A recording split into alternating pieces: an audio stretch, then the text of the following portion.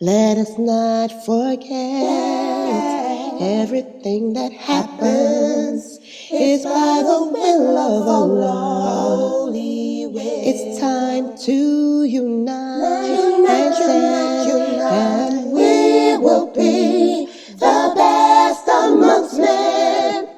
It's not time to be extreme or do you think about, but to stand together as one.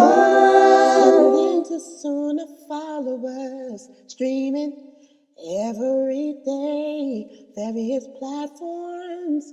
Trust me, you'll find a way. Sunnah followers. Assalamu alaikum.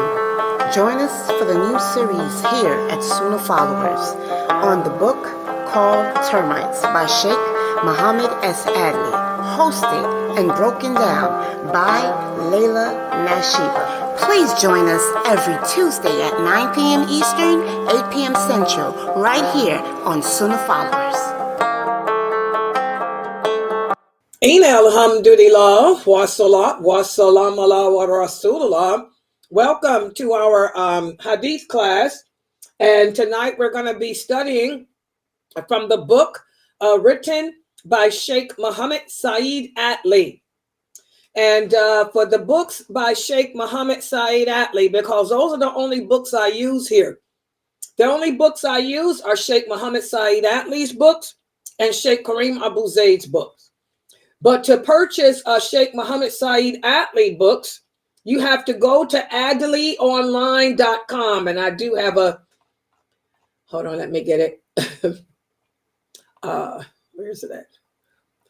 Here it is. You want to go to www.adlionline.com and order the book, Articles of Belief.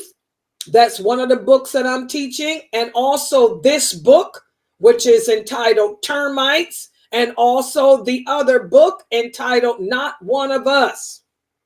So those are the three books that inshallah you should be using. Let me type them here. www.adlionline.com. Order Termites, Not One of Us, Articles of Belief. Those are the books. Let me put them here. So www.adlionline.com, order Termites, Not One of Us, and Articles of Belief. Those are the three books that we're using here in addition to the books of Kareem Abu Zaid. So you want to go to Atli Online for that. And tonight's hadith is from the book Termites. And let me put it up here on the screen so we can take a look at it. And I know the kids want to make a screenshot. So just I'll keep that going at the bottom. Give me a second.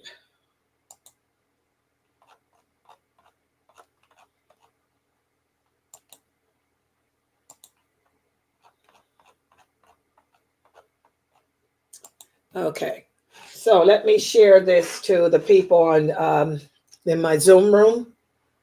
Oh, why is this always open? All right, my channel. All right, there it is. It's live now.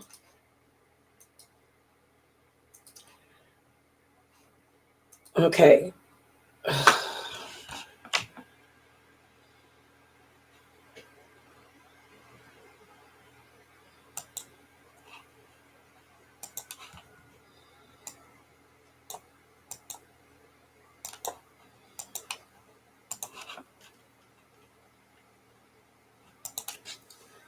Okay.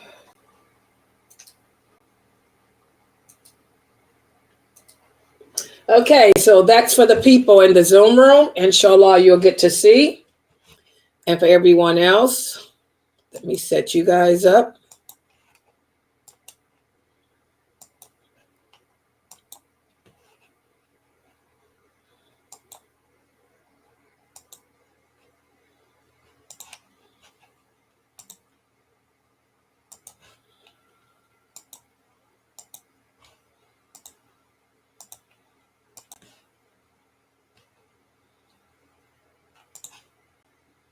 Okay, here it is, big screen.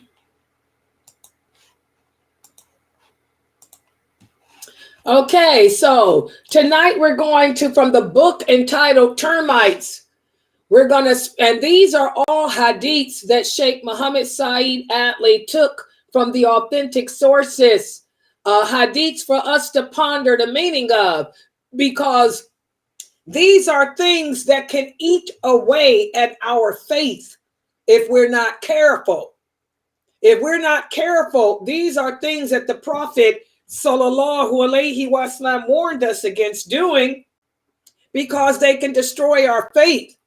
And the first one here, the one we're going to speak about today is keeping a dog unnecessarily. And I know I have a lot of new Muslims here. Some of you have dogs for pets. You want to transition yourself away from keeping that dog inside your home as a pet. In Islam, we're only allowed to have a dog as long as the dog serves a purpose, such as it's a shepherd dog, a police dog, a guard dog. But just to have a dog, just to have one as a pet to cuddle with, this is forbidden in Islam. Let's take a look at what the Sheikh has to say about that. He tells us that we need to question if we're speaking about termites or if we're speaking about fleas in this case, because it seems that some people have even allowed termites to eat at their discipline. Instead of being steadfast and doing what Allah says, instead of saying, "Oh Allah, we hear and we obey," some of us go sometime. And the angel Jibril, I don't know what happened here with this edit. Okay, he says, instead of us saying we hear and we obey, some of us refuse to listen to Allah. And we end up making our own choices and our own decisions in life that may contradict what Allah says. We have this hadith, and the source of this hadith is Sahih Bukhari, whereas the angel Jibril alayhi salam used to come and visit the Prophet to teach him the religion. One day, the angel told him that he would come, so the Prophet waited for him, but he never showed up. This was one night. He waited all night, but Jibril never showed up. So the next morning, the Prophet Muhammad Sallallahu Alaihi Wasallam left to go to pray Fajr at the mosque, and he saw Jibril standing outside his house. So the Prophet asked him, "What kept you? What kept you from coming in? I waited for you all night." And Jibril told him, he said, "We angels do not enter houses where there are images or dogs." And that's when the Prophet Sallallahu Alaihi Wasallam, he was at Aisha's house. He said, "Aisha, is there a dog in the house?" And that's when Aisha went looking, and she found a puppy, a baby puppy hiding underneath the bed. And so she came back and told the Prophet, "There's a puppy in there." Okay. And the angel Jibril told him, "Well, we cannot enter homes in which there are pictures of people or dogs kept in it." And nowadays, unfortunately, we find it more and more common for people to possess dogs and keep them in their homes, not for hunting, not for security, but just to be a family pet, just to be a family member. That shows how we've deviated away from the companions in our belief. As Abu Hurairah said, the Prophet Sallallahu Alaihi Wasallam said, "Whoever keeps a dog will lose one mountain worth of blessings daily, unless that dog is used for guarding a farm or guarding cattle. In other words, guarding sheep or for hunting.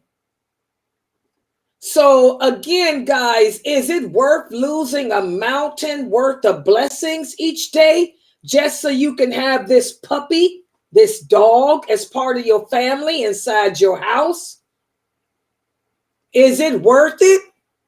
Can we even be assured that we have a mountain worth of good deeds to give up each day?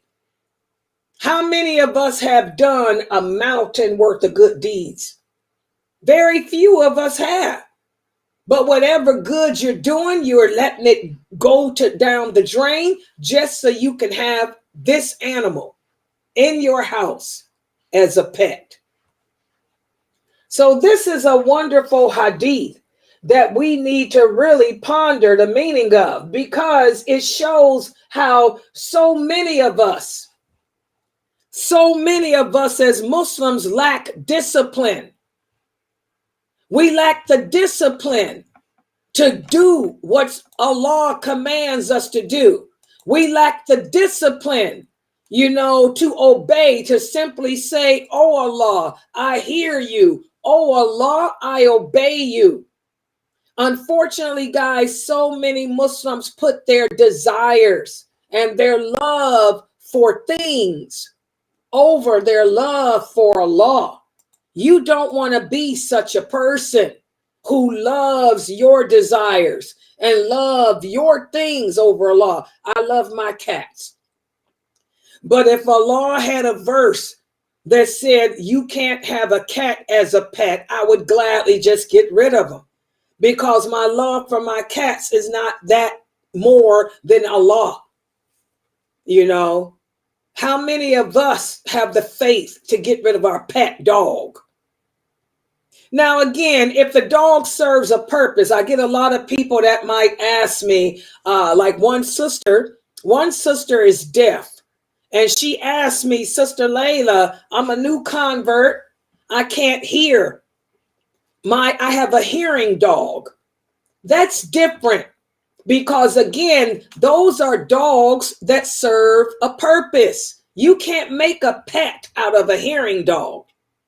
If you made a pet out of a hearing dog, he wouldn't perform his job anymore. And that's another hadith. Whereas the Prophet sallallahu alaihi wasallam explained the difference between keeping a dog as a pet and having it provide a service. He said a service dog cannot be made into a family pet because it's not going to guard anymore. I've heard people say, "Oh, I got a dog, but he's my guard." That dog ain't no guard dog. All I got is that dog jumps in the lap of anybody that comes in your house. Throw him a bone and he'll wag his tail and be that person's friend. A real guard dog is trained to kill. A real guard dog is trained to attack. And they will tell you, don't make a pet out of him, because he will not attack. He will do nothing except wag his tail and want to play. So I want you guys to remember, we can fool ourselves, but we cannot fool Allah. Allah says no dogs for pets. Don't think you can play the word game with him. All right. So I'm going to stop right here. Subhanakallahumma wa bihamdika ashhadu an la ilaha illa anta astaghfiruka wa atubu ilaik. Are there any questions about this? And for the sister here, did I answer your question about you having a hearing dog? That's different, because that dog is not a pet. It's providing a service. And the same with you too, sister. This other sister here is typing. Let me read this. Okay, she says that she has seizures and her dog can help detect if she's going to have a seizure. Yes, you can have, that's a service dog. That dog is trained to do that. That's not a pet. So that's different. There's nothing wrong with that. Okay, when we talk about pictures, we're talking about pictures of anything that has a soul. The hadith has nothing to do with a face, because a cockroach ain't got a face, but it has a soul. You cannot have images of anything that has a soul on display. So when human beings have souls, insects have souls, animals have souls. So pictures of anything with a soul on display, we cannot have it in the house. Everybody understand?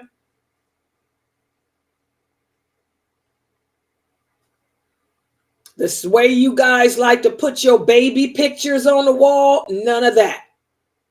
You want to put pictures of your pet cat on the wall, none of that. You want to put a picture of your pet cockroach on the wall, none of that. Because all those creatures have souls. Everybody got it? Anything with a soul. And that includes statues, pictures, paintings of anything that has a soul. Everybody understand? That's what the hadith says. Soul.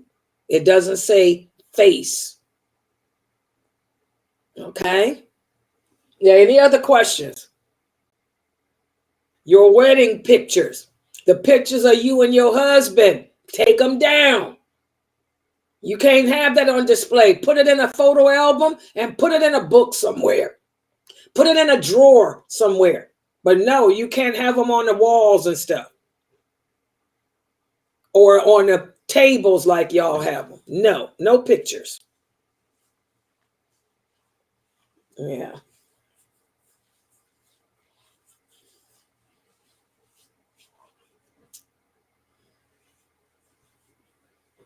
Yeah, pictures of you and your husband, Howard, take them down.